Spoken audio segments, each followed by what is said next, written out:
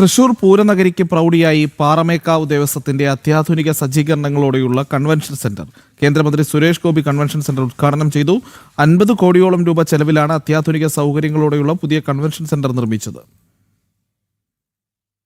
1200ഓളം ഇരിപ്പിടങ്ങളുള്ള പുഷ്പാഞ്ജലിയാണ് പ്രധാന ഓഡിറ്റോറിയം. ഇതിന്റെ ഭാഗമായുള്ള ഭക്ഷണശാലയിൽ ഒരേ സമയം 300 പേർക്ക് ഇരിക്കാം.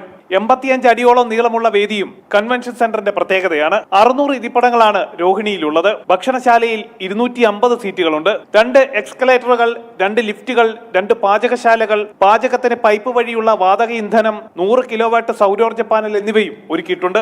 420 കാറുകൾക്കും 600ഓളം ഇരുചക്രവാഹനങ്ങൾക്കും ഒരേപോലെ പാർക്ക് ചെയ്യാനുള്ള സൗകര്യമുണ്ട്. പാറമേക്കാവ് ക്ഷേത്രത്തിന് സമീപമുള്ള പഴയ പുഷ്പാഞ്ജലി, രോഹിണി മണ്ഡപങ്ങൾ 1.5 വർഷം മുമ്പാണ് പൊളിച്ചു കളഞ്ഞത്. 50 കോടിയോളം ചെലവഴിച്ചാണ് അത്യാധുനിക സൗകര്യങ്ങളോടെ പുതിയ കൺവെൻഷൻ സെന്റർ നിർമ്മിച്ചത്. സെന്ററിന്റെ ഉദ്ഘാടനം കേന്ദ്രമന്ത്രി സുരേഷ് ഗോപി നിർവഹിച്ചു.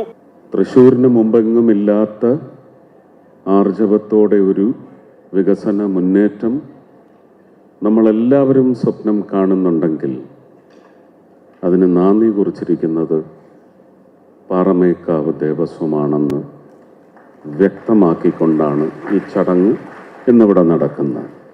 ഈ ഒരു സൗകര്യം ഒരുങ്ങിയിരിക്കുന്നത് വലിയ ഒരു ആശ്വാസം തന്നെയാണ് എന്നുകൂടി ദേവസ്വം ഈ സ്ഥാപനത്തിൻ്റെ വലിപ്പത്തെക്കുറിച്ച് ആലോചിക്കുമ്പോൾ ഓർത്തുവെച്ച് അമ്മയോട്, പാറമേക്കാവിലെ അമ്മയോട് നന്ദി പറയുന്നതിൽ നമ്മളെല്ലാം ദേവസ്വത്തോടൊപ്പം ഒത്തുചേരണമെന്നുകൂടി അഭ്യർത്ഥിക്കുകയാണ്.